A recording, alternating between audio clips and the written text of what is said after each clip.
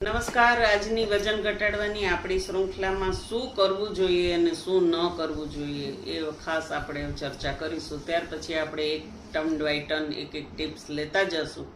પણ ખાસ કરીને એ વસ્તુ છે કે વજન વધ્યું શા માટે એ હંમેશા પહેલાં જાણવું જરૂરી છે.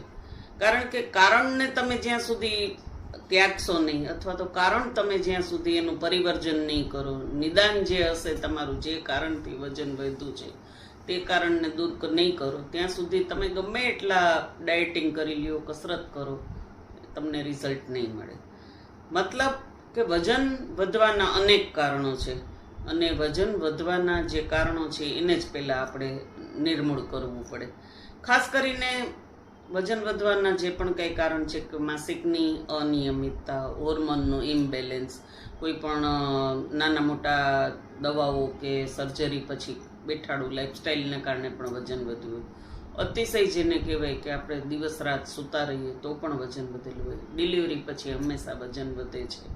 ઘણી વખત આપણી સેડેટરી લાઈફસ્ટાઈલ, વધુ પડતું સૂવાની આદત, આ બધા કારણોથી જેને કહેવાય કે આપણા શરીરમાં આમ અને કફનો વધારો થાય છે અને ત્યાર પછી આપણું વજન વધે છે. તો વજન જ્યારે ઘટાડવું જ છે ત્યારે આપણી પાસે જેને કહેવાય કે સોશિયલ મીડિયાની અંદર વજન ઘટાડવા માટે અનેક પ્રકારના ડાયટ ચાર્ટ, અનેક પ્રકારની કસરતો આવે છે. પણ બેઝિક વસ્તુનું જ્યાં સુધી આપણને ખ્યાલ નહીં હોય ત્યાં સુધી આપણું વજન નહીં ઘટે. પહેલી વાત, કન્સિસ્ટન્સી. વજન ઘટાડવા માટે એક પ્રકારનો ઉત્સાહ હોય છે કે મારે ઘટાડી લેવું છે, ઝડપથી ઘટાડી લેવું છે. ઘણા પેશન્ટ આવીને અમને કહેતા હોય કે મારે 1 મહિનામાં 10 કિલો ઘટાડવું છે. આ કોઈ ઝડપી પ્રક્રિયા નથી. વજન છે એ મહિનાનું 3 થી 5 કિલો 6 કિલો જેવું ઘટી શકે, પણ એના માટે તમારે એક પરિશ્રમ છે તે ખાસ પ્રકારે કરવો જોઈએ. જેમ કે એક નિયમ બનાવવો જોઈએ કે ઘણી વખત આપણે રાતના 2 વાગ્યા સુધી 3 વાગ્યા સુધી જાગતા હોય ને સવારે 10-10 વાગે ઉઠતા હોય, તો આ રીતે નહીં થઈ શકે. પહેલો નિયમ આનો એ છે કે વહેલા સૂવું અને વહેલા ઉઠવું. કારણ કે તમે શરીરની કોઈ પણ પ્રકારની કસરત કરો છો, તમારા માટેનો તમને ટાઈમ છે એ એક ધારો સળંગ કન્સિસ્ટન્સી પ્રમાણે હોવો જોઈએ. જે પણ કાંઈ આપણે કરીએ છીએ તો ખાસ કરીને વોકિંગ માટેનો પણ ટાઈમ હોવો જોઈએ.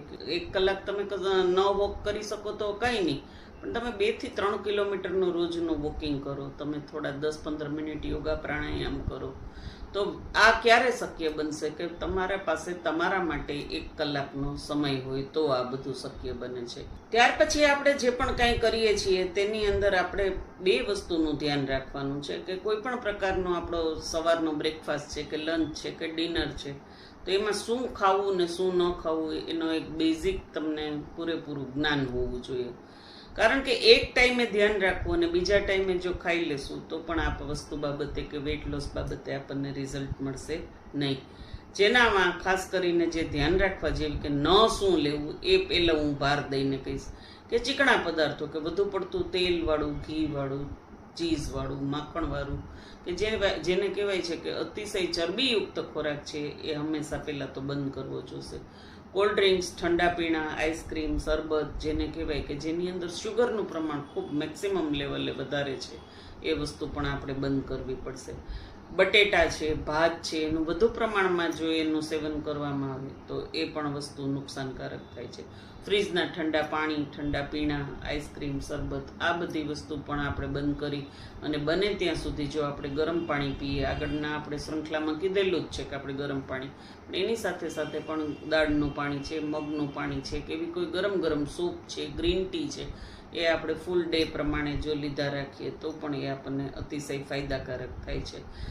આના સિવાય મેંદો, મેંદાની આઈટમ, બિસ્કિટ, ચોકલેટ, પીપર, આ જેને કહેવાય કે અત્યારે બધાના ઘરમાં અત્યારે ફ્રીજમાં ભરીને આઈટમો હોય છે, તો જે તમારી સામે અવારનવાર આવવાની છે, તો તમે એક ટંક માટે ધ્યાન રાખવાના છો અને બીજા ટાઈમે તમે ખાઈ લેવાના છો, તો પણ આની અંદર રિઝલ્ટ મળશે નહીં.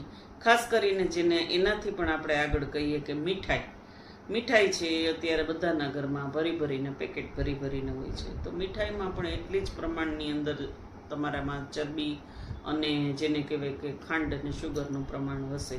તો બેઝિક 5 વસ્તુ, હવે આ બધી વાતનું એક શોર્ટ અને સિમ્પલ વસ્તુ કહી દઉં તો તેલ, ઘી, ખાંડ, બટેટા અને જેમાં કાર્બોહાઈડ્રેટ વધારે છે એવી વસ્તુઓ, જેમ કે આપણે ભાતમાં વધારે છે, ઘણી વખત જેને કહેવાય કે આપણે ગ્લુટેન ફ્રી ખોરાક લઈએ છીએ, તો ઘઉંની અંદર પણ વધારે પડતું ઘઉંનો ખોરાક ખાવાથી પણ વજન વધે છે.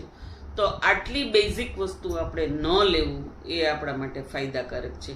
શું વધુ લેવું, હવે એ બાબત ઉપર ન લેવું એ સમજાય. હવે શું વધુ લેવું એ માટે લીલા શાકભાજી, કઠોળ, દાળ, સૂપ, સલાડ અને ફ્રૂટ, જેમાં 5 ફ્રૂટ છે આપણે નહીં લઈએ વધારે પડતા. કેળા, ચીકુ, સીતાફળ, કેરી, આવા જે 5 ફ્રૂટ છે એ આપણે નથી લેવાના. આના સિવાય અન્ય જે કોઈ પણ ફ્રૂટ છે, જે વોટરી ફ્રૂટ છે, કે જેમાં પ્રવાહી વધારે છે એવા ફ્રૂટ છે, જેવા કે આપણે કહીએ કે પપૈયું છે, તરબૂચ છે, નાળિયેર પાણી છે, આ બધા જે ફ્રૂટ્સ છે એ આપણે આરામથી લઈએ, ખાઈએ.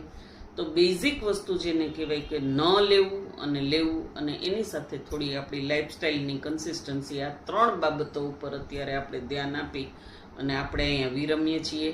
આગળ આપણે આપણી વેઇટ લોસની શૃંખલામાં બધું આગળ જોતા જશું. મારી આ ચેનલ છે એમાં અવારનવાર તમને વેઇટ લોસ બાબતે ટિપ્સ મળતી રહેશે, જેમાં તમે લાઈક, સબસ્ક્રાઈબ કરો, અને જો આ વસ્તુ છે એ તમને ફાયદાકારક અને ઉપયોગી લાગી હોય તો અન્ય લોકોને પણ શેર કરો.